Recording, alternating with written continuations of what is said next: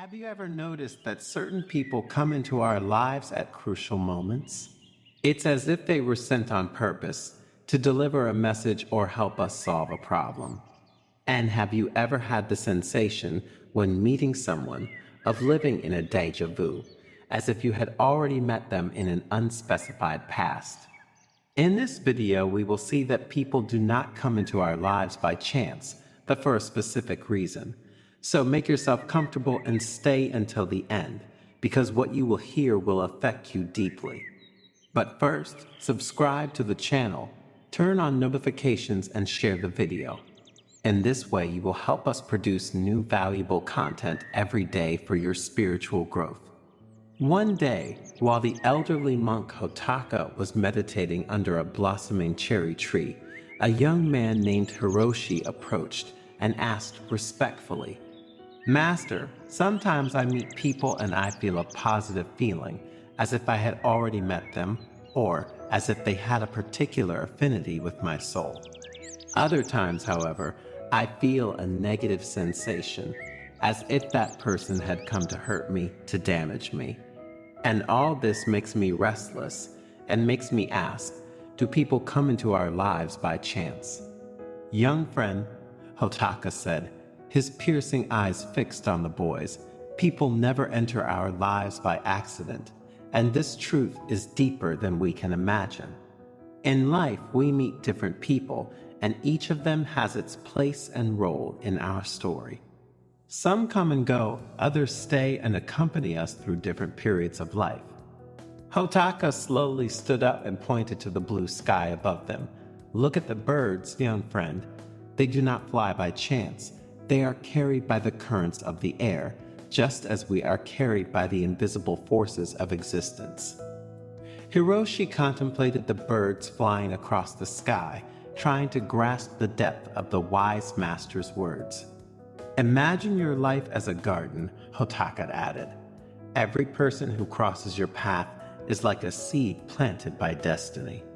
Some grow like colorful flowers that last a season, others like mighty trees that endure over the years, but each brings with it the promise of new growth." Hiroshi nodded. He reflected on the various flowers and trees he had seen blooming along the path of his life. "The people who hurt us," Hotaka continued in a tone of pity, "are often our best teachers. They are sharp stones on our path, and despite the pain, they teach us to grow and find our inner strength."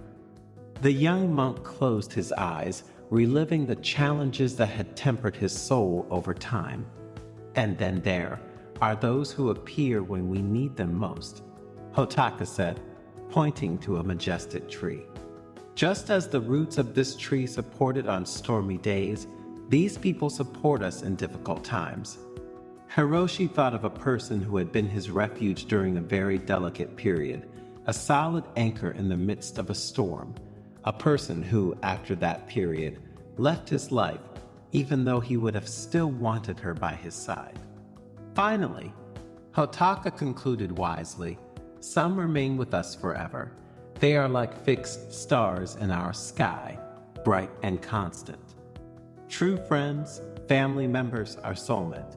With them we share the burden of our days and the joy of our successes." The young monk smiled, feeling enveloped in gratitude for the special people he had met and had by his side. Hotaka looked up at the sky, and a subtle light danced in his eyes. "Recognize and appreciate every person who crosses your path, young Hiroshi. Each is an essential part of your story, and you are a part of theirs. Life is an intricate web of destinies, and each encounter contributes to the fabric of your existence. Know," added the master, "that there are fundamentally three types of individuals: those who support us on the path of our evolution, pushing us to overcome limits and reach new levels of awareness. Those who bring a breath of renewal to our inner world. When we cross paths with these individuals, we immediately perceive that the universe is weaving an intricate web. What the plans are hidden in these meetings remains shrouded in mystery, but we can be certain that something in us is destined to undergo an eternal transformation. And then there are the individuals who encourage us to continue. This particular category of travel companions may only accompany us for a brief moment, but their role is crucial. They remind us of the true nature of our path, strengthening our determination to move forward. The Master's words helped the young novice who, in the following years, continued to follow the path illuminated by Gautama's wisdom. Every encounter, be it a casual passerby or a lasting life partner, became for him a precious piece in the mosaic of his existence. Through the challenges and joys, Hiroshi learned that every person, every experience, brought with it a hidden gift, a precious teaching that contributed to his growth and spiritual fulfillment. As time passed, the novice himself became a senior monk, with wise eyes and a grateful heart. In his role as spiritual guide, he shared with the young monks the profound truth taught to him by Gautama. That life is a constant flow of meaningful encounters, each of which contributes to the unique beauty of our existence. In conclusion, what is the moral of this story? That in life, every encounter, regardless of its duration or intensity, contributes to the richness of our existence. Life is a wonderful journey of discovery, and each person who crosses our path brings with them a unique gift. Sometimes these people die, sometimes they leave for no apparent reason. Other times they behave badly and force you to make a decision and walk away from them. What we need to understand is that their work is done because one of our needs or desires has been satisfied. Therefore, in a world where people's paths cross and separate like branches of a tree, true wisdom lies in opening your heart at every encounter and learning from the lessons hidden in the folds of destiny. As we move towards our life goals, even difficult challenges and trials always await us, and we can feel helpless. But it is precisely in these moments that the universe sends us people who give us the courage to face these challenges and overcome the obstacles. Their support and encouragement inspires us and gives us the strength to move forward. In the dance of life, Gautama told the young novice, every encounter is a musical note. Listen carefully to the melody that is revealed through the people who crossed your path. Find beauty in the harmony of human connections. Remember, whether it is a love or a special friendship or, even, an acquaintance who touches our path, an encounter can change us forever. Have you ever had the problem of sleeping in one position rather than another? Some people sleep on their stomachs, some on their right side and some on their left side. Then there are those who love to do it curled up in a fetal position and those on their stomach. And again, there are those who love wearing pajamas and those who don't. There are those who love having blankets on and those, however, who want to feel free. Well, if you are among those who have never asked themselves the problem, thanks to the Zen story that follows, you will discover what happens if you sleep on your left side. So stay until the end, because what you will hear will leave you breathless and will make you seriously reconsider the way you are used to sleeping. In a quiet Buddhist monastery located among the mountains of Japan, immersed in the serenity of the gardens, the elderly and wise monk Shinzo decided to dedicate a special evening to sharing profound truths about the way we are used to sleeping. The moon, bright and round in the night sky, seemed to bless the atmosphere of contemplation that spread among the devoted disciples gathered in the main hall. Shinzo, sitting on a tatami, began to speak in a calm voice, as if his words were a light breeze that caressed the minds of those who listened to him.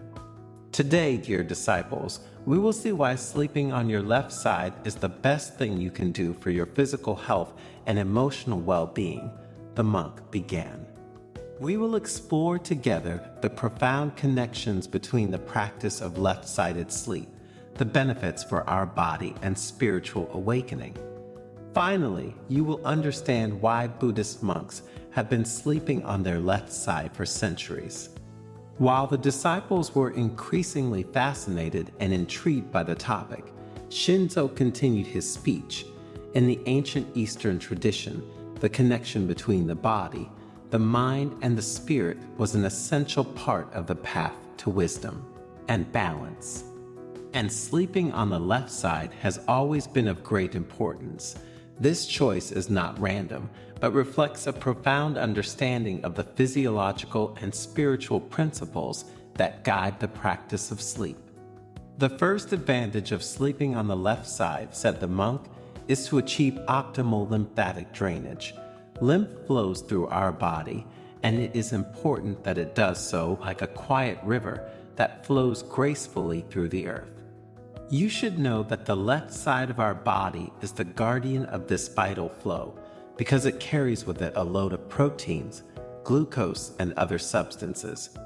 Sleeping on this side is like offering a clear path to the river, allowing our body to rid itself of toxins, a bit like a river carries the dry leaves of drifting trees.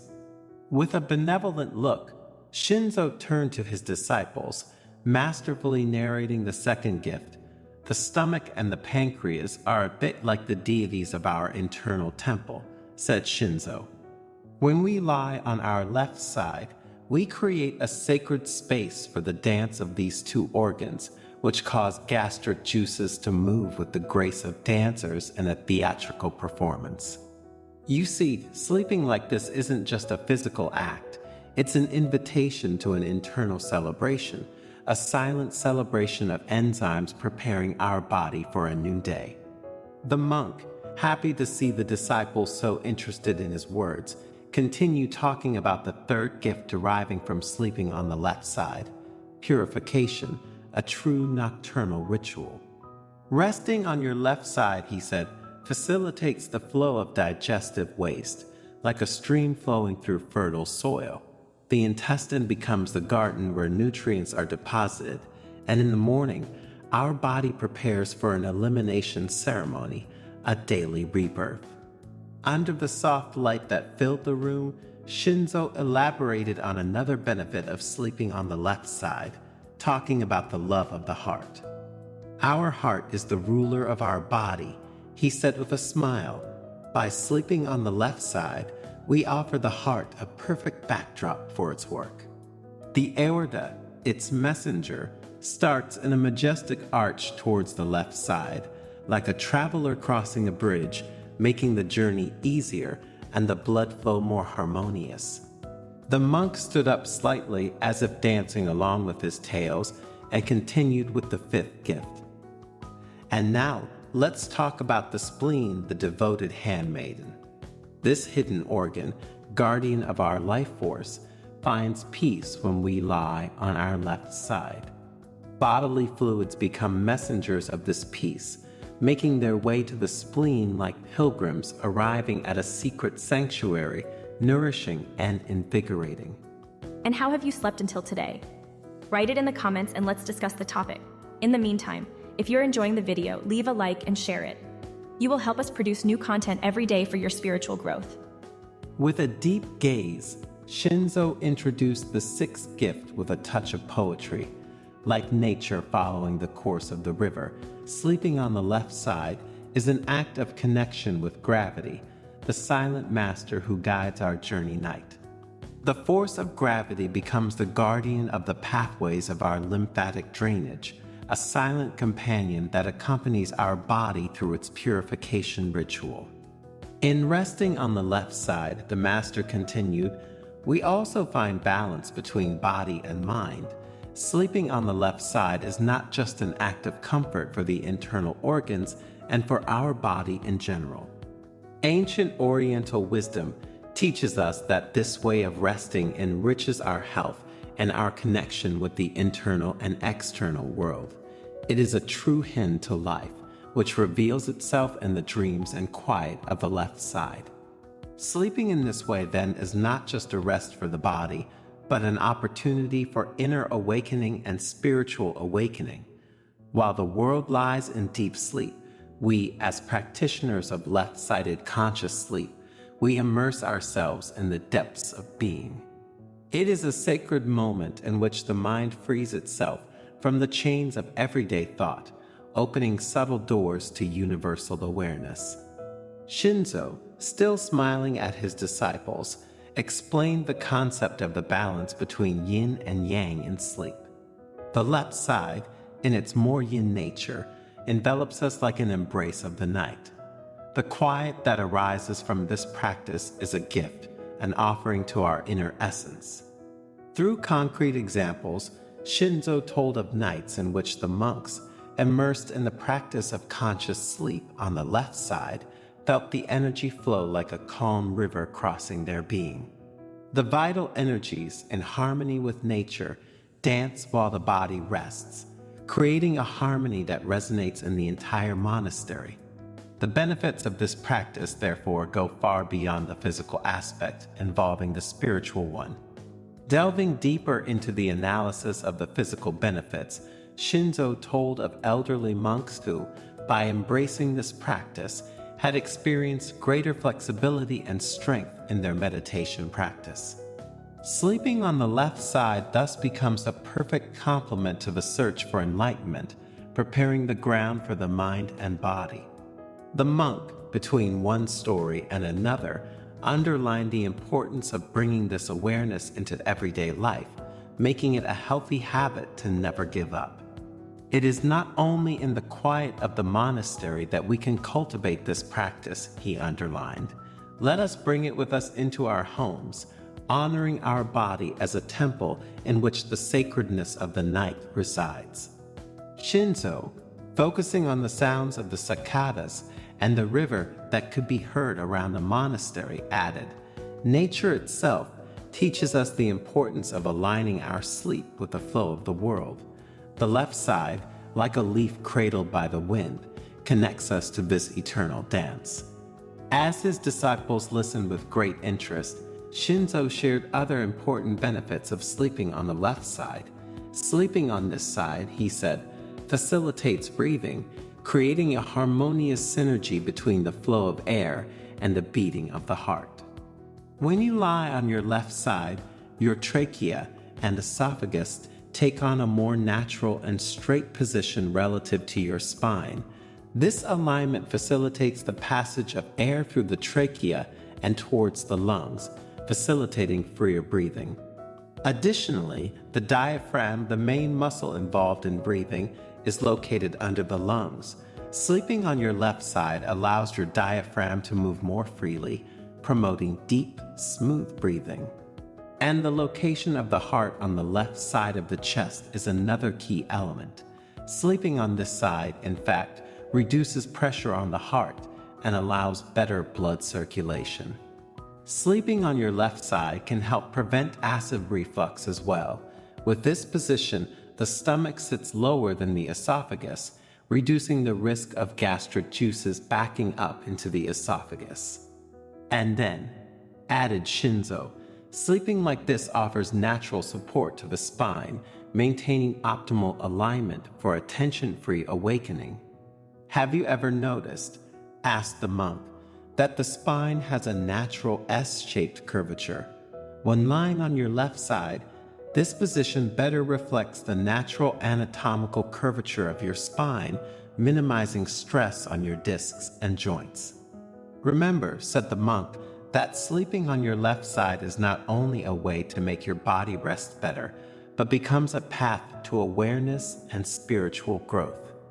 Just as Buddhist monks, being aware of the interconnection between body and mind, have always adopted the left side as the privileged position for sleep, you too should get used to doing so. This way, both your body and your mind will feel better. Have you ever noticed that you have specific lines on the palms of your hands? Lines that intertwine, branch out, and intersect like mysterious paths on an ancient map. And have you ever wondered whether or not they have any meaning? You should know that the lines on your palms are not just simple random marks. According to Buddhist tradition, these lines have profound symbolic and spiritual meanings, and they can reveal hidden aspects of your personality, your potential, and your destiny. In this Nin story, thanks to Buddhist wisdom, we will focus in particular on the sun line and see what it means to have this sign on the palms of your hands. So, if you are ready to embark on a mystical journey between legend and reality in search of your inner peace, follow the video until the end. You will discover the secrets of the sun line, a symbol that has fascinated scholars, researchers, and truth seekers for centuries. And you will understand how this sign can influence your personality and destiny. It will be a mystical journey between legend and reality that could change your life. There is a monastery among the mountains of Japan which welcomes souls in search of enlightenment and wisdom every day. Within his austere walls, the old monk Ninsei, renowned for his profound knowledge, usually gathers disciples to share precious teachings. One day, while the sun painted the sky with golden brushstrokes and the singing of birds filled the air of the surrounding forest with celestial melodies, Ninsei invited his students to gather around him. "Dear disciples," he began in a quiet voice, "today I will tell you about an enigmatic line that some of you may have imprinted on the palm of your hand. This line, called the sun line, is shrouded in an aura of mystery that has fascinated and intrigued Buddhist monks for centuries." A murmur of curiosity spread among the disciples, like a light wind stirring the leaves of the trees. Each of them carefully examined their hand, trying to identify the mysterious line that could have hidden an unexpected fate. But before delving into the meaning of this line, Ninsei continued with an enigmatic smile, "I will tell you the legend of a young monk obsessed with the sun line." The disciples drew even closer, captivated by the promise of a fascinating story. And Ninsei began to tell the story of the young monk, his obsession with the line of the sun, and his journey in search of the truth. Tenzin was an intelligent and sensitive boy, but tormented by a doubt. He didn't have the line of the sun on the palm of his hand, the master began to tell. Convinced that this was a sign of his adverse destiny, he isolated himself from the world, locked himself in a cave in the mountains. The disciples listened attentively, imagining Tenzin's sadness and loneliness. One day, Ninsei continued, an old Buddhist master named Kenpo came to see him and invited him to follow him. Kenpo was a wise and compassionate man with a deep understanding of human nature and the mysteries of the universe. "Why should I follow you?" Tenzin asked in a tired voice. "My life is already marked by bad luck." Kenpo looked at him with understanding eyes. "True luck, Tenzin," he said, "is not found in the lines of your palm, but in the light that emanates from your heart. Follow your light, and you will find happiness." Tenzin was doubtful because there was a reason he had taken refuge in those mountains. Some people, in fact, had convinced him that not having that specific mark on his hand was an omen of misfortune for him and for those around him. But something in Kenpo's words touched him, so he decided to follow him and embark on a journey of self-discovery. During their journey, Ninsei recounted, Kenpo taught Tenzin the principles of Buddhism, meditation, and the importance of cultivating compassion, gratitude, and determination. Tenzin began to see the world with new eyes, to understand that true wealth does not lie in material things, but in the inner light that each of us possesses. A disciple, curious, asked, "And the line of the sun, Master Ninsei? What meaning does it have in Tenzin's story?" Ninsei smiled. "The sun line," he explained, "represents the inner light that each of us possesses." Tenzin, initially obsessed by the absence of this line, learned to cultivate his inner light and not depend on external signs to find happiness. And his story teaches us that true luck is not a question of destiny, but of a positive attitude and a life lived in harmony with the values that inspire us. The disciples thought long and hard about Ninsei's words and Tenzin's story. The legend of the sun line had lit a spark in their hearts and a glimmer of hope. The desire grew in them to explore their own inner light and to live a more authentic and meaningful life where there was room for mental well-being. Over the next few days, Ninsi led his disciples in a series of meditations and teachings centered on the sun line. The sun line is often associated with a person's inner light, representing their potential, their creativity, and their ability to shine in the world, Ninsi said.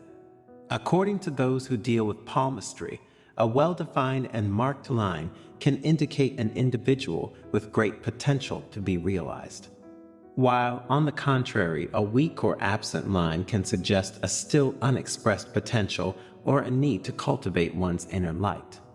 While the disciples were more and more attracted by the words of their mentor, Ninsi went on to talk about two other aspects traditionally linked to this sign on the hands. The sun line is linked to success in various areas of life, such as career, finance, and personal relationships, he added. A long, straight line can indicate an individual destined for success, while a short or irregular line can suggest obstacles or challenges to overcome to achieve one's goals. However, it is important to remember that success is not just a matter of fate, but also of commitment, determination, and positive choices. If we do not commit ourselves with dedication, consistency, and perseverance, we cannot expect that everything will go well and that our life will move towards success and serenity, continued the monk with conviction. Master Ninsi asked another disciple, "What are the spiritual implications of this sign on the hands?" According to the wisdom of older monks, and according to the studies of some palmistry experts, the sun line is associated with spirituality, intuition, and connection with the divine. A deep, curved line can indicate an individual with strong spiritual sensitivity and deep intuition. And the presence of particular signs along the line, such as crosses or stars, can be interpreted as a sign of a special connection with the spiritual world. Then, after having remained silent for a while to ensure that everyone paid attention to these concepts, he invited them to reflect on the position of the line on their palm. This line, my dears, is present on the palm of your hands, and do you think it can suggest some traits of your personality and potential? Once again, a soft murmur arose in the room where they were gathered. Each of them meditated on the Master's words.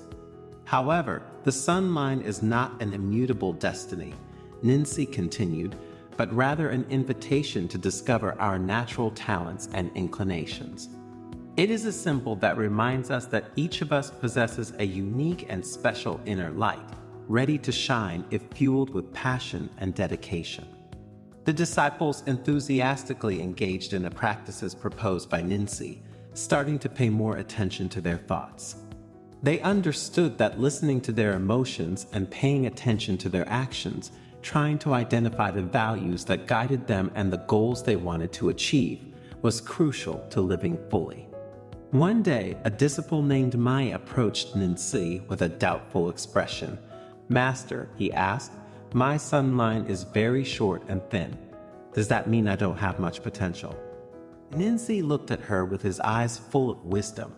"Mai," he said, "sunlight is not measured by the length or breadth of its line, but by its intensity. Remember that even a small spark can light up an entire room. True strength lies in your determination, your compassion, and your will to make a difference in the world." Ninsi's words touched Mai's heart. The young woman realized that true wealth did not lie in external characteristics, but in the inner light that she could cultivate and share with others.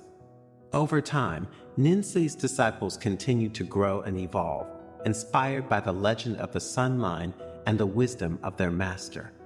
They learned to live in harmony with themselves and the world around them, spreading messages of peace, compassion, and hope.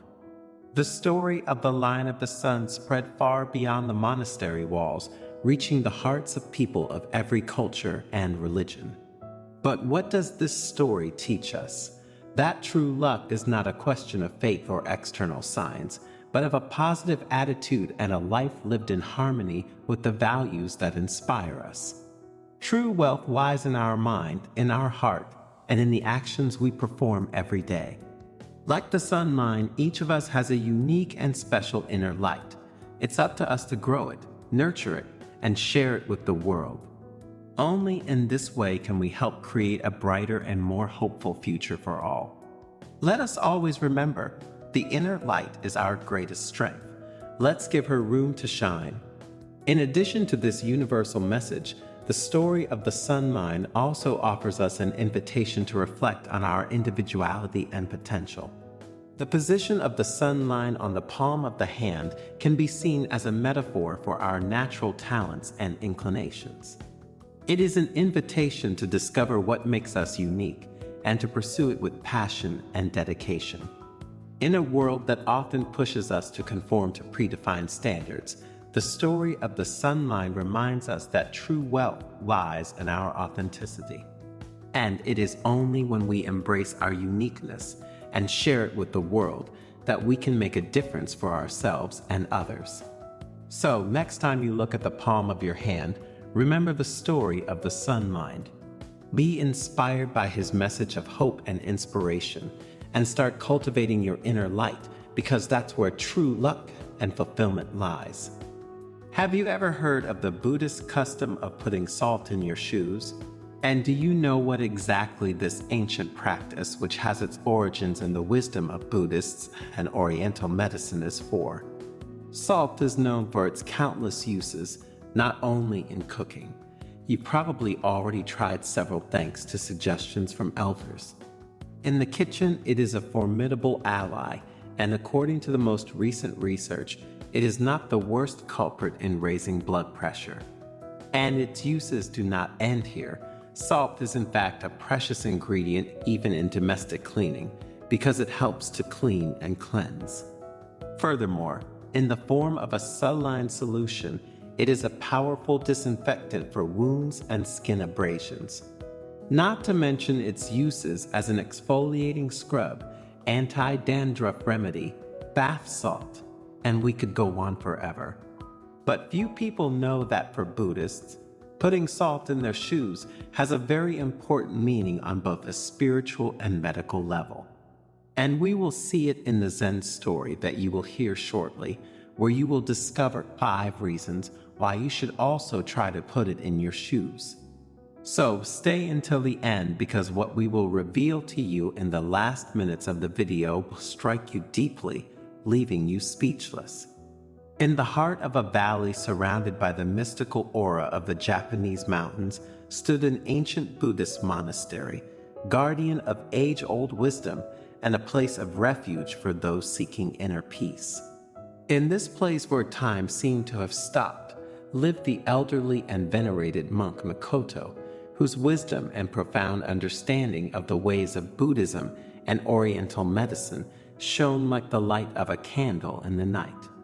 One morning, as the golden rays of the sun filtered through the branches of the trees, Makoto gathered his disciples in the monastery cloister for one of the usual lessons.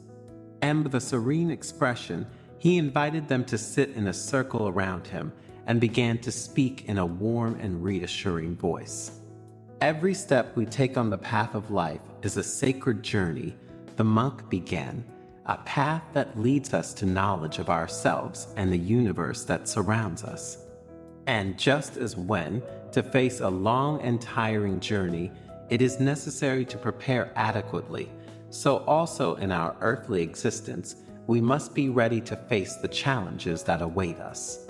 The disciples listened, enraptured by their master's words, and when Makoto mentioned the ancient custom of putting salt in shoes, their minds opened to the wonder of a tradition as ancient as it was mysterious.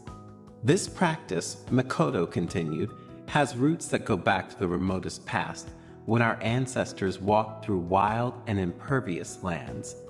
In those distant times, salt was not just a condiment to enrich foods, but a precious commodity, a symbol of purity and protection.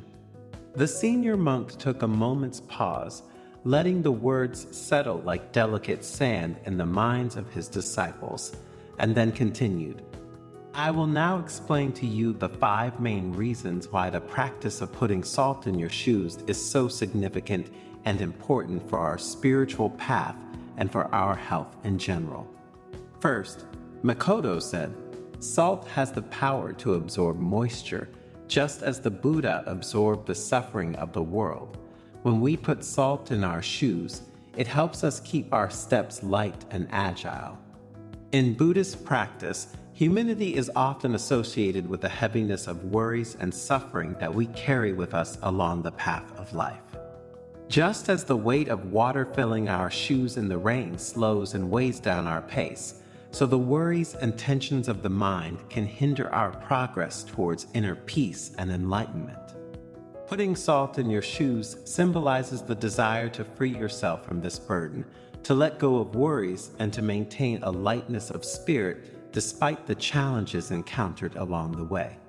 Salt acts as an absorbent of these worries, allowing our steps to remain light and agile as we proceed in our search for inner peace and wisdom.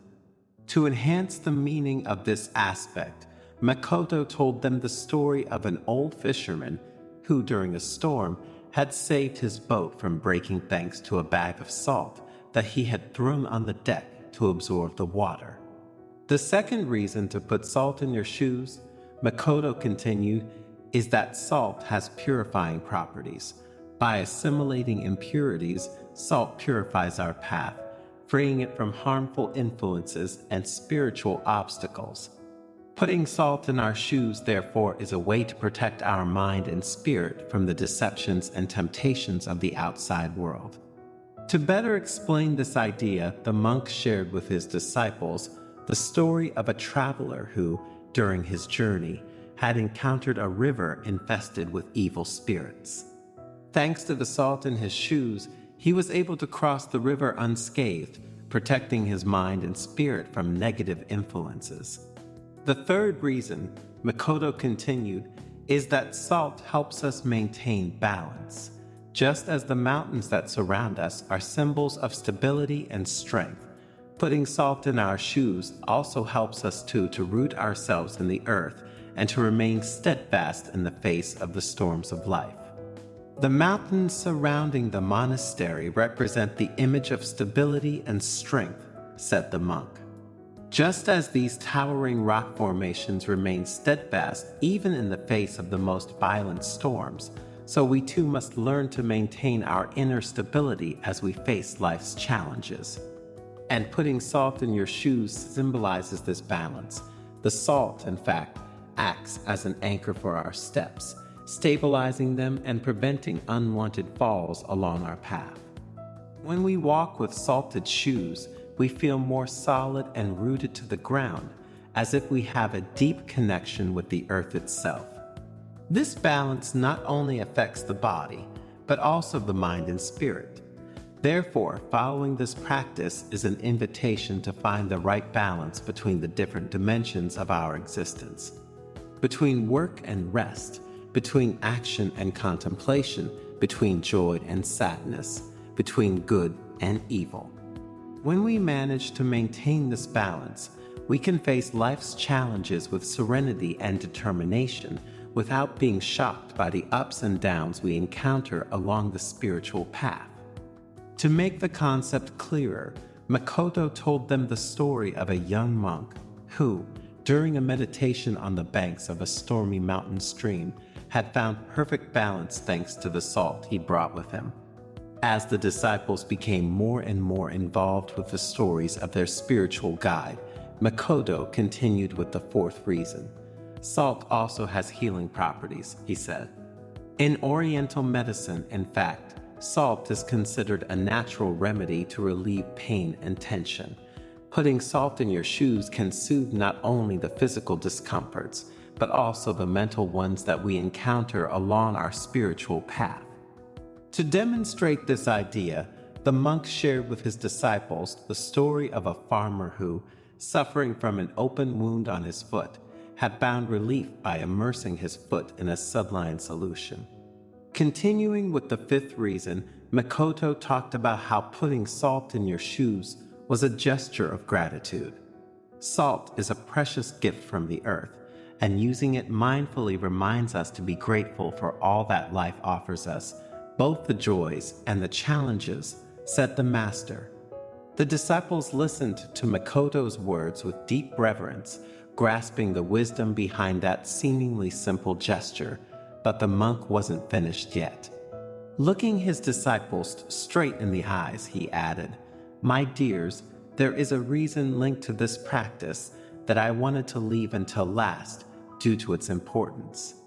Putting salt in your shoes is a rite of passage that connects us to past generations and all the people who have walked this earth before us. Every grain of salt represents their stories, their challenges, and their victories. When we put it in our shoes, we join an eternal bond of wisdom and resilience that crosses time and space, transmitting their spirit and strength in our footsteps." Faced with this revelation, the disciples were speechless, contemplating the depth of this apparently simple gesture. They understood that, for Makoto, salt in shoes was not just an ancient practice or a symbol of protection and purification, but a connection to humanity itself and all the lives that have passed before them. Have you ever heard of the custom of putting coarse salt in the corners of the house? And do you know what exactly this ancient Buddhist practice passed down by monks and healers of enormous wisdom and experience is for? Thanks to the exciting Zen story you are about to hear, you will discover some of the greatest benefits of salt and the powerful symbolic and spiritual implications behind it. So, stay until the end and don't miss even a minute of this precious video, because the information you will receive will help you in your search for inner peace. But before continuing, subscribe to the channel and turn on notifications. This way you will be informed when we publish new content for your spiritual growth. In a quiet Buddhist monastery hidden in the Japanese mountains, the wise old monk Hiroshi told his devoted disciples stories of profound wisdom. Dear disciples, there is an ancient practice that may appear simple, but which has deep roots in Buddhist wisdom and important symbolic and spiritual implications.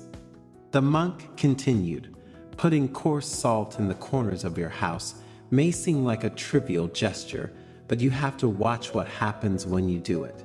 It's like sowing the seed of change and watching how it flourishes."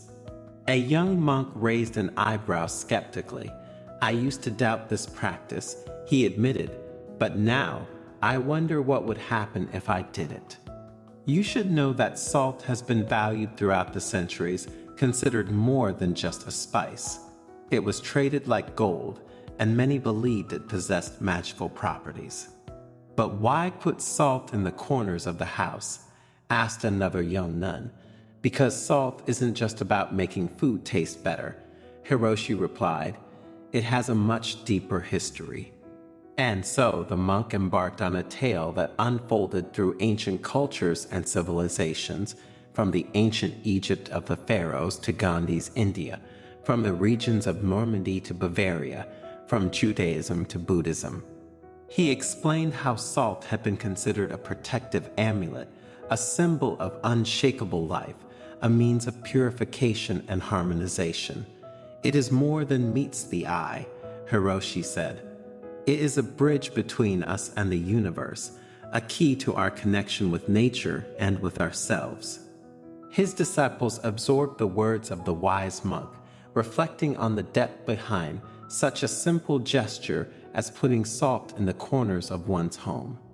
And so they began to understand that even the smallest actions can lead to significant changes when intrinsically connected to wisdom and awareness. "Every practice has a beginning," he began, "and the practice of using salt as a tool of purification and transformation has its roots in the past, intertwined with the stories of monks, sages, and ordinary people." The disciples approached, eager to discover the secrets Hiroshi was about to reveal. In Buddhist tradition, he continued in a calm voice, salt is considered a protective amulet, capable of repelling negative energies and purifying the space it occupies. A young nun raised her hand, eager to know more. But how did this practice begin? She asked curiously. Hiroshi smiled, accepting the question. In times past, corners were believed to be places where stagnant energies could accumulate, creating an imbalance in the home environment. And by placing salt in these points, an energetic barrier was created that repelled negative influences. The disciples' eyes shone with interest as Hiroshi continued his narration. In Japan, for example, salt is used in Shinto purification rituals to eliminate spiritual impurities and protect against evil spirits. This practice has evolved over the centuries, but its profound meaning has remained intact, and even today, many elderly people cultivate it and pass it down with confidence to their heirs. As Hiroshi spoke, the disciples found themselves transported to a world of ancient beliefs, superstitions, and traditional wisdom, and they began to understand that the simple gesture of putting salt in the corners of the house was an act of protection and harmonization with the universe.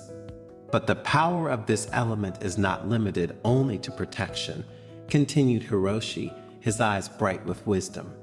Salt also has the ability to transform stagnant energies into positivity and create an environment that fosters personal growth and emotional well-being. The disciples listened carefully, fascinated by the words of the wise monk. For them, the concept of using salt as a tool for purification and transformation was becoming increasingly clear and meaningful. And now, said Hiroshi, as the fire crackled softly before them, I will show you a simple yet powerful method for using salt to purify and harmonize your home environment. With an air of expectation, the disciples gathered even closer, ready to learn the master's secrets, because they knew that even though salt might seem like a common thing, its power was profound and transformative. And Hiroshi was ready to lead them on a journey of discovery through the ancient practices involving this humble yet powerful element. First of all, continued the elderly monk, we must understand the role of salt in our daily lives and its connection to the energies that surround us. Salt has been precious throughout the ages, Hiroshi continued, not only for its culinary value, but also for its physical and symbolic properties. It was considered a divine gift, a symbol of purification and protection against dark forces. As he spoke, he showcased a variety of salts collected from around the world, from raw sea salt to pink Himalayan salt crystals. Each type of salt carries with it a unique vibration, he explained. And learning to use salt correctly means being aware of this diversity and how it can affect our environment and our inner energy. The disciples contemplated the various types of salt with curiosity, aware of their potential significance beyond the simple flavor they added to meals. But how can we fully harness the power of salt in our lives? Asked one of the monks, eager to apply what he was learning. You asked an important question, Hiroshi replied with a smile. The key is in intention and mindful practice. I will show you a method you can use to purify and protect your home environment. The moon is a powerful energy catalyst, Hiroshi explained, and when salt is exposed to its light, it becomes charged with purifying and harmonizing energy. The disciples watched in awe as the salt absorbed the silvery light of the moon, exuding an aura of tranquility and power. This salt, said Hiroshi, can be used to create a circle of protection around your home or to purify interior spaces. With an elegant gesture, he took a pinch of salt from the bowl and scattered it around the perimeter of the monastery courtyard, tracing an invisible circle of protection. This circle, he explained, will create an energetic barrier that will repel negative influences and promote peace and harmony within these boundaries. The disciples watched reverently as Hiroshi completed the circle of salt, feeling the presence of a protective energy surrounding the monastery.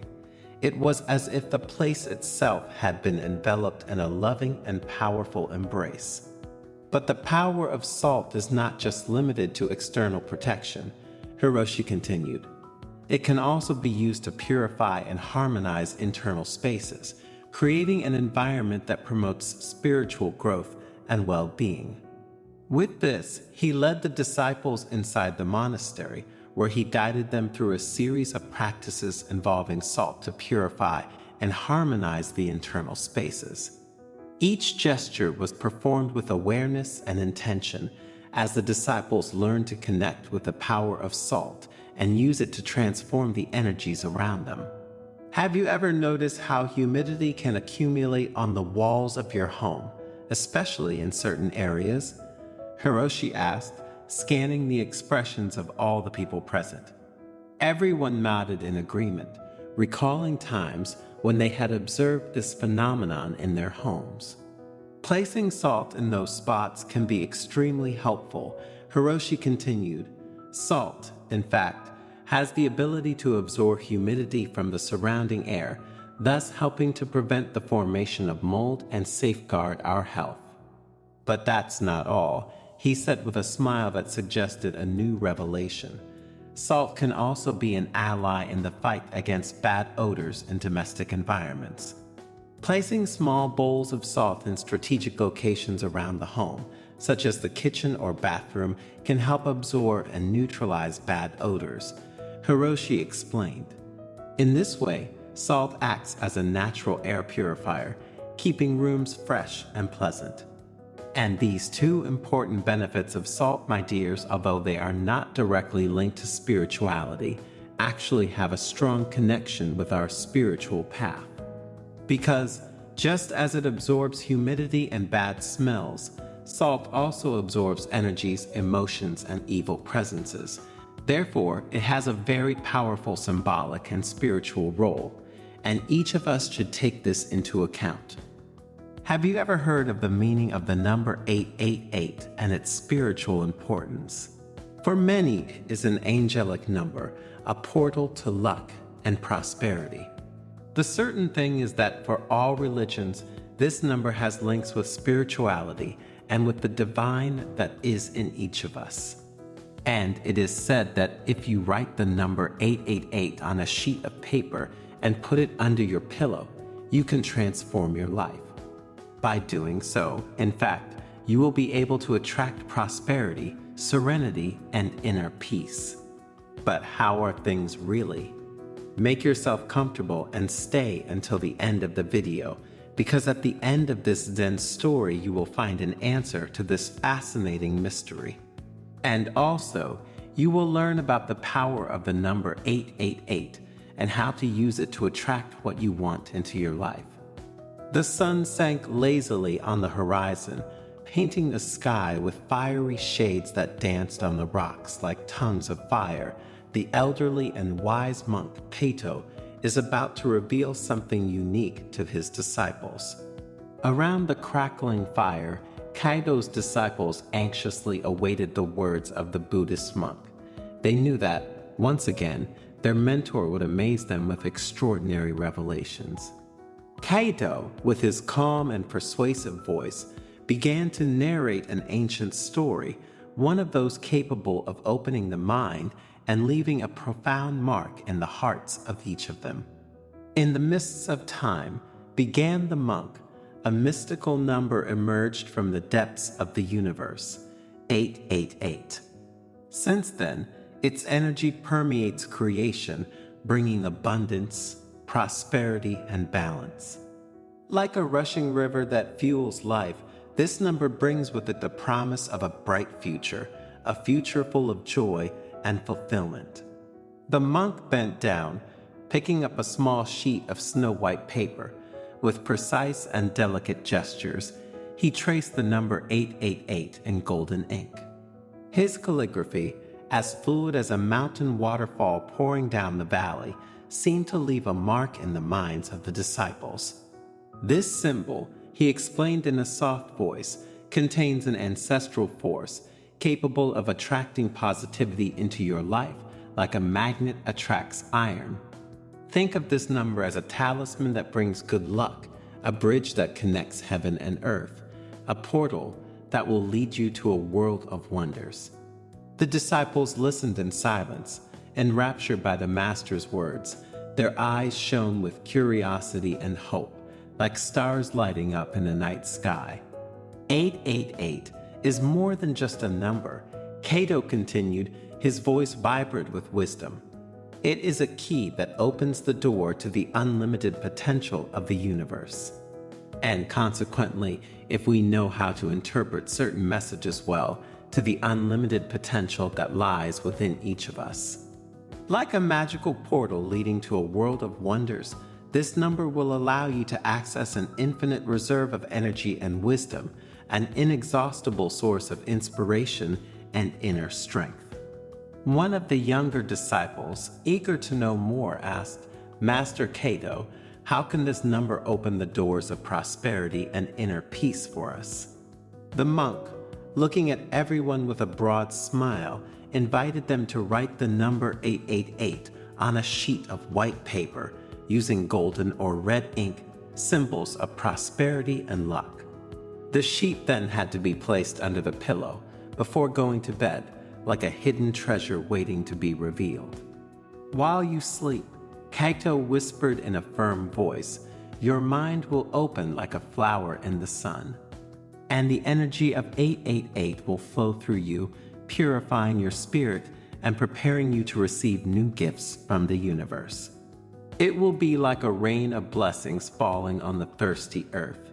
Dreams will transform into prophecies, intuitions into flashes of genius, and synchronicities into invisible guides that will lead you to your highest destiny. The disciples nodded, and with their hearts full of hope and the paper with the number 888 clutched in their hands, they headed towards their rooms. The ritual that Cato had spoken about had affected them deeply, and they couldn't wait to carry it out with all the trust and faith they were capable of. In the quiet of the night, the disciples retreated to their rooms, lulled by the singing of the nocturnal birds and the rustling of the leaves. The paper with the number 888 rested under their pillows like a precious talisman that emanated a subtle and vibrant energy. And that night, a very strange thing happened.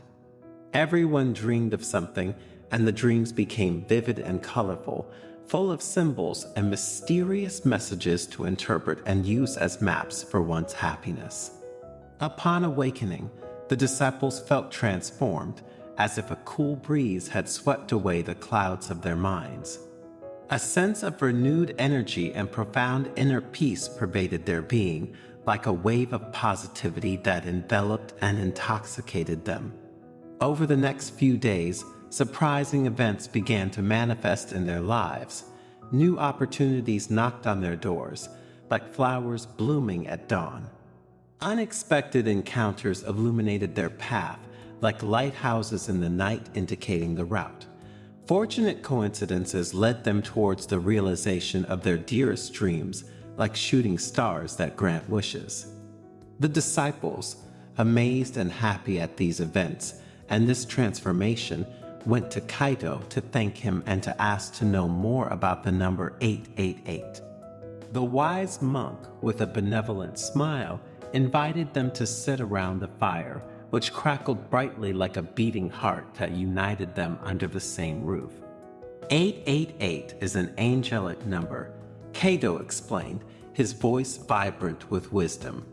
It is a message sent by our spiritual guardians, a precious gift that infuses our lives with hope, love, and protection. Like a lighthouse in the night, this number guides us towards our highest destiny, illuminating the path ahead with its golden light. In Buddhism, the number 8 represents the Eightfold Path, or the path that leads to enlightenment. And the 888 is seen as a symbol of spiritual perfection and awakening, a symbol to be respected, and thanks to which one can find one's path in life. Master Cato asked the disciple, Is it true that this number is also important for other religions? The monk, smiling, replied that in the Christian tradition, the number 888 is associated with Jesus Christ, because in Greek, the name of Jesus has this same numerical value. And for this reason, it is seen as a symbol of redemption, salvation, and eternal life. Kaido told stories of angels and spiritual guides who, through this issue, had offered their help to people in difficulty.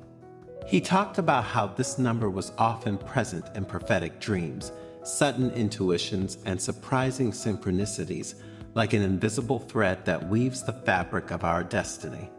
The 888 is a symbol of balance and harmony, continued Kaido. Like a bridge that connects heaven and earth, this number helps us find the right balance between our spiritual aspirations and our material needs. It is an invitation to live a life full of meaning, in which external prosperity is accompanied by internal growth, giving us emotional balance and mental well-being. While the disciples listened with great interest, and their hearts were grateful to their mentor for the wisdom he imparted to them, the monk taught them how to meditate on the number 888. Thinking about this number, my dears, visualize how a golden light flows through your body and purifies your soul. And pay attention to the signs and synchronicities that manifest themselves in your life, recognizing them as messages from the universe that guide you towards your destiny. The disciples, with hearts full of gratitude, from that day continued to constantly practice the ritual of the number 888 and meditate on it. Their life turned into a journey of discovery and joy, where every day was a new chapter in a wonderful story. The numbers danced before their eyes like notes of celestial music that invited them to follow the rhythm of the universe. And their lives, despite the challenges and tests to which they were subjected, continued in the name of trust, faith, and perseverance. Challenges are like stones that help us build the path of our life, Kaido had told him during his lessons. Do not be afraid of falling, because it is only by falling that you learn to get up. The 888 is with you. You just need to open your heart to feel its energy. The most difficult test was for Akiko, a young disciple with a pure heart and a kind soul. A sudden fire destroyed her house, leaving her with nothing. Akiko was disheartened and cried desperately, believing that the universe had abandoned her to her fate.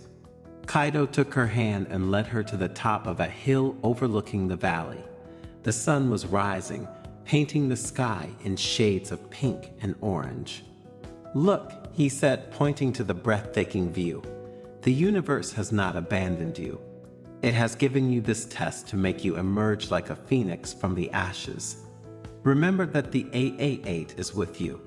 Have faith, and your inner strength will guide you despite adversity. Akiko watched the sun rise and felt a new strength rising within her. The monk's words gave her the hope and determination to rebuild her life. With the help of his fellow disciples and the community, he built a new house, more beautiful and more resistant than the previous one. After overcoming various tests and challenges, the disciples felt transformed.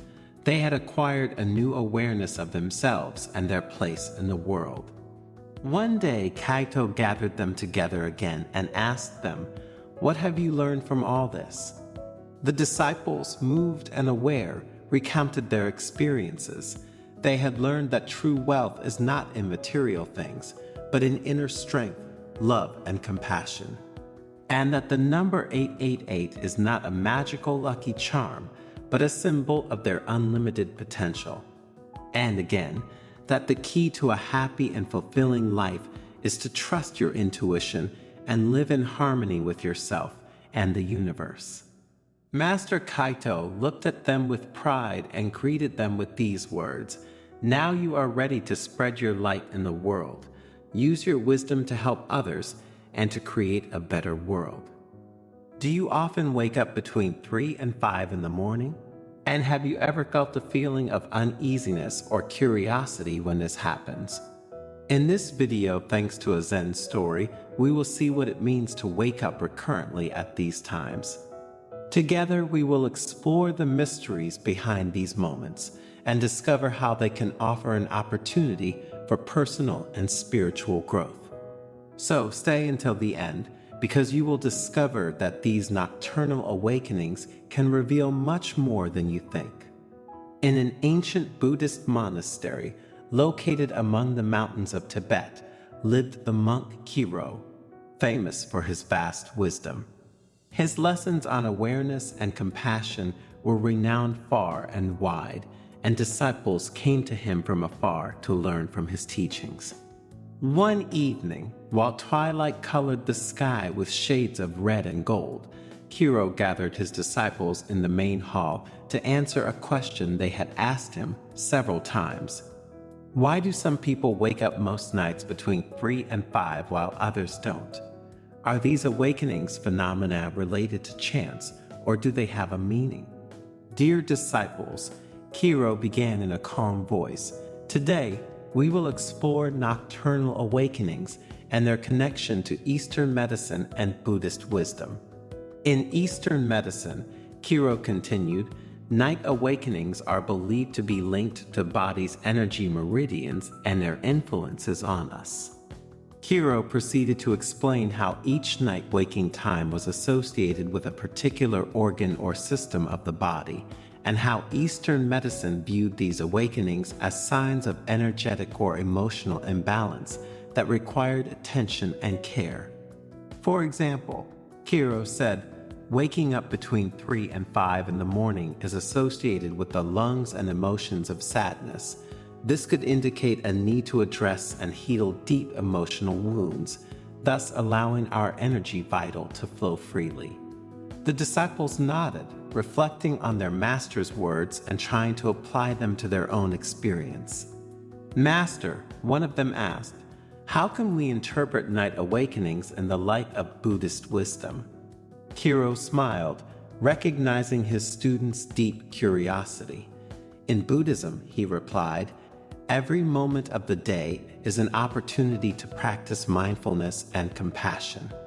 Nighttime awakenings offer us a unique window to explore our mental and emotional states without the distractions we have during the day. Kiro shared stories of ancient Buddhist masters who, through meditation and contemplation, had transformed their nocturnal awakenings into opportunities to deepen their understanding of the human mind and soul.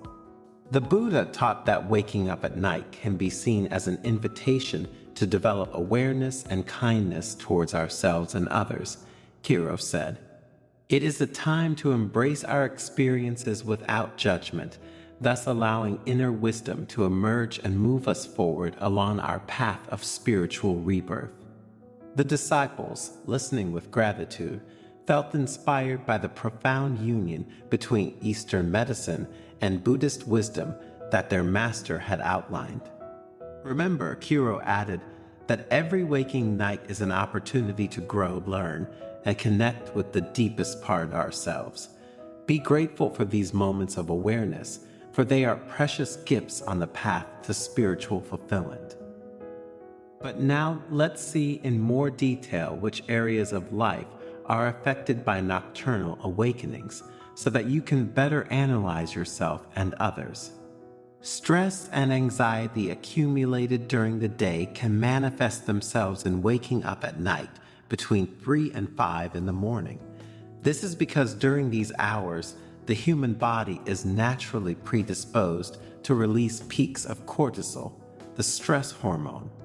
If these levels are already high due to daily worries, you are likely to experience nocturnal awakenings, and in these cases, practices like meditation, deep breathing, and muscle relaxation can help reduce stress and promote deeper sleep.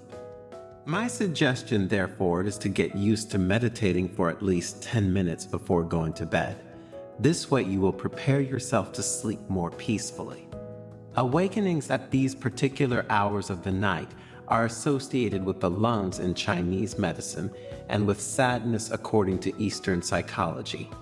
This may indicate the presence of repressed or unprocessed emotions, such as grief, loss, or loneliness. Facing and accepting these emotions is fundamental to inner healing. Practicing mindfulness and exploring emotions through writing or therapy can help you understand and integrate these emotional experiences. If you have suffered negative experiences of this type, I recommend you work on yourself in order to process them and find inner peace and emotional balance. Looking into the eyes of his disciples, Hiro continued his lesson.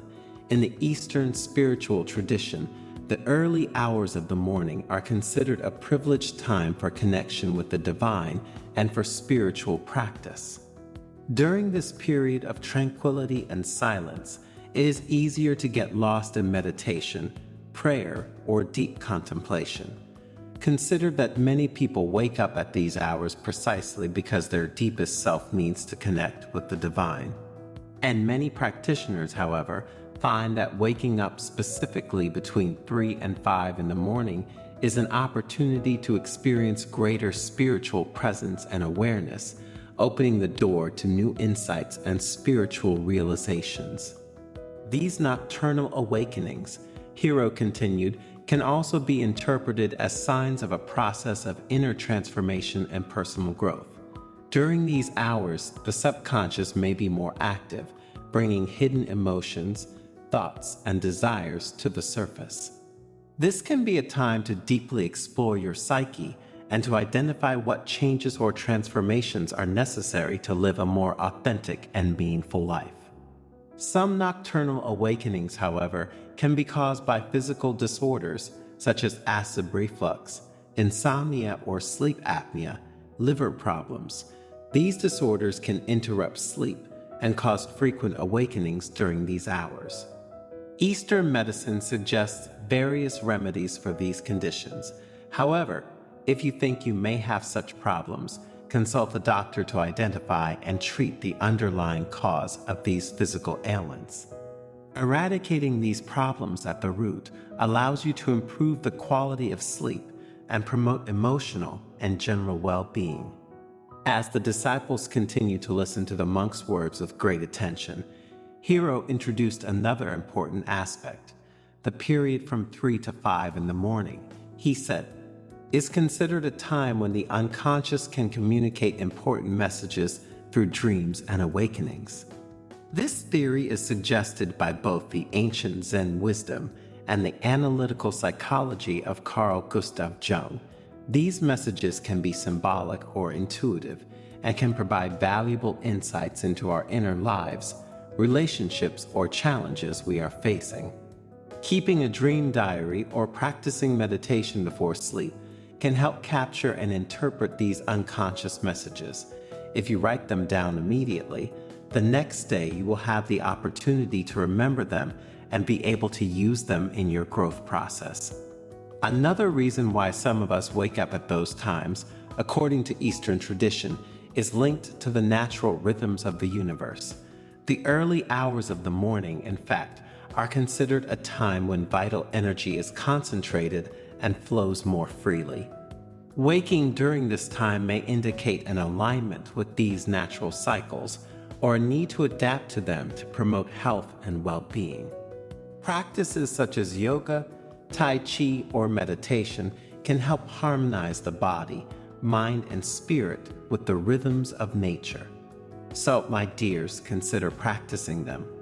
A disciple asked Master Hiro, should we ultimately be worried if we often wake up at these times? My dears, said the monk, I would look at these awakenings as a precious opportunity to explore the depths of our mind, our spirit, and even our body. If an awakening suggests a physical problem to us, we will know we need to take care of it. If it suggests a spiritual meaning to us, we will know we have to work on it. Remember, through Eastern wisdom and heartfelt compassion, to learn to welcome these moments as precious gifts along the journey of life. Every nocturnal awakening is an invitation to greater awareness and understanding of ourselves and the world around us. So instead of resisting or ignoring these awakenings, we can welcome them with kindness and openness, allowing them to illuminate our path to spiritual fulfillment. The best thing you can do is create a space of quiet and reflection before going to bed, allowing your mind and body to completely relax. Practices like meditation, deep breathing, or reading inspirational texts can prepare you for a more restful, deep sleep. And when you wake up between 3 and 5 in the morning, take this phenomenon as an opportunity to explore your inner self and connect with your deepest essence. Have you ever wanted to help someone even though they didn't explicitly ask you to? And how did it go? And have you ever wondered if your good intentions could, in fact, have caused a negative ripple effect that you weren't aware of? In the Zen story you are about to hear, we will see that not helping others, unless they ask you, is best for them and for yourself. So stay until the end, because what you discover thanks to Buddhist wisdom could change the way you see the world of human relationships. In essence, you will see how helping those who do not want to be helped can have negative repercussions on your life and theirs, and you will discover how your karma will be affected. In a quiet Buddhist monastery, surrounded by lush gardens and ancient trees, the old and sagacious monk Norio gathered his disciples to talk about a topic very close to everyone's hearts. His curiosity was palpable and his eyes were fixed on Norio. They all wanted to understand more about the reasons why, when they had helped someone, things had not gone as they would have liked. Life is like a great river, and each of us is a small boat navigating this tumultuous course. Norio began in a calm voice. Often we tend to jump into that current, trying to steer other people's boats without waiting to be asked. To make the metaphor he had just used understand, Norio shared a story passed down through the centuries. He spoke of a young monk eager to help a companion in difficulty without being asked. The monk's intervention, although well-intentioned, caused a succession of unexpected events, creating an intricate labyrinth of challenges, even dramatic, for both. You should know, Norio continued, that suffering is a necessary lesson in our spiritual growth. Each individual, like a jewel, is shaped by the pressures of life and the challenges they face. But when we intervene without being called, we rob them of the opportunity to learn, grow, and train.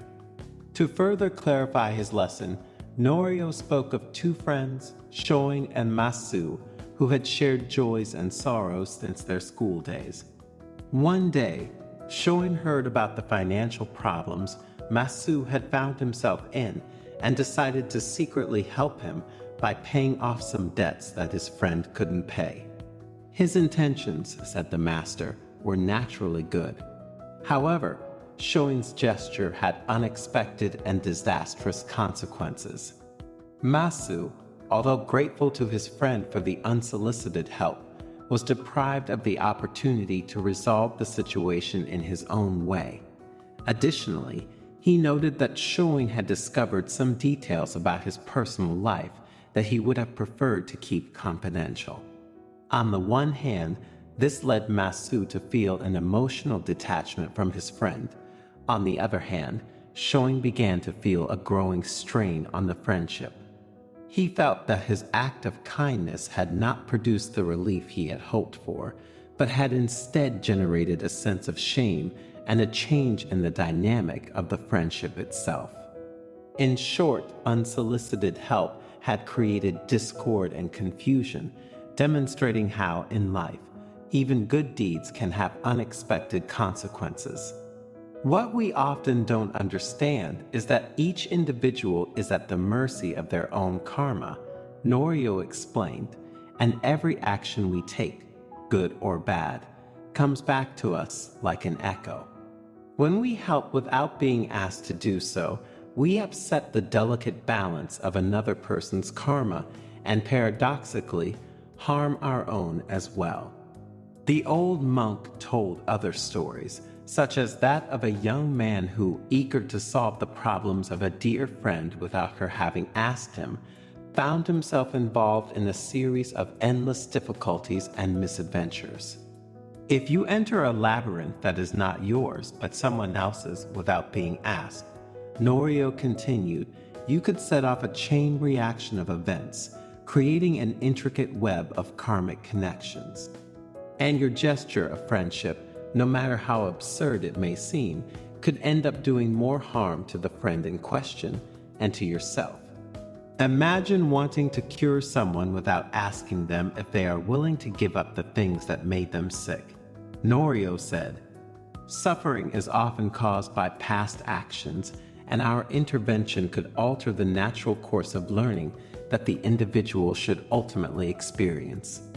Norio then went on to talk about Buddhist teachings, highlighting how even he himself had resisted the temptation to intervene without request. Buddha, the monk explained, had understood the sacredness of the individual learning process and how the karma of each being must be respected. Suffering is a very severe but precious teacher, Norio continued, using other everyday examples to better illustrate the concept.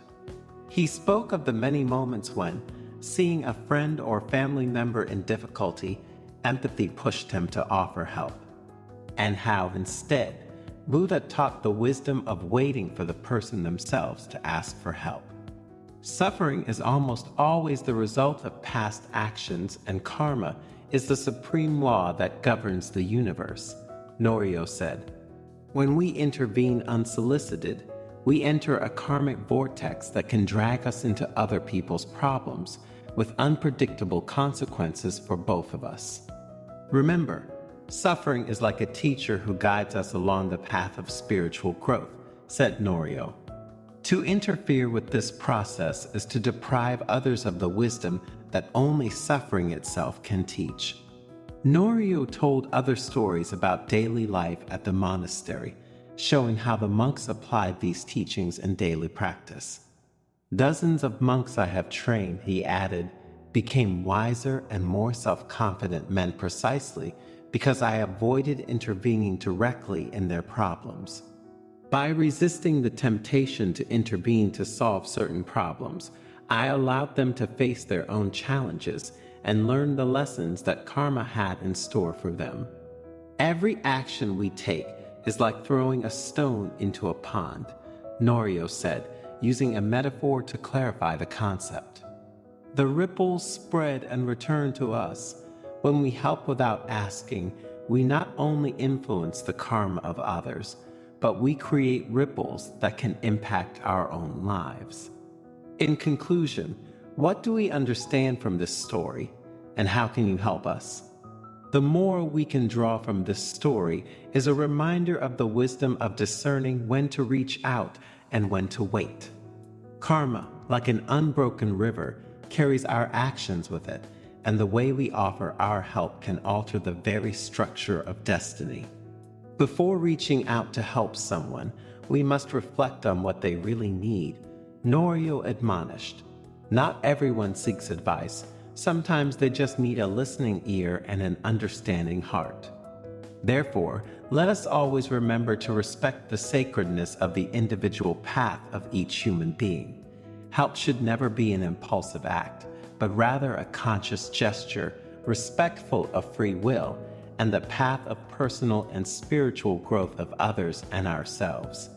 Life is an intricate web of lessons and opportunities for growth. When we offer our help without being called, we can deprive others of the precious opportunity to learn about themselves. Wisdom lies in recognizing that sometimes the best lesson is the one learned through one's own effort and experience. Therefore, let our help be a beacon of light, offered when requested with awareness and respect, rather than a chain of unexpected events.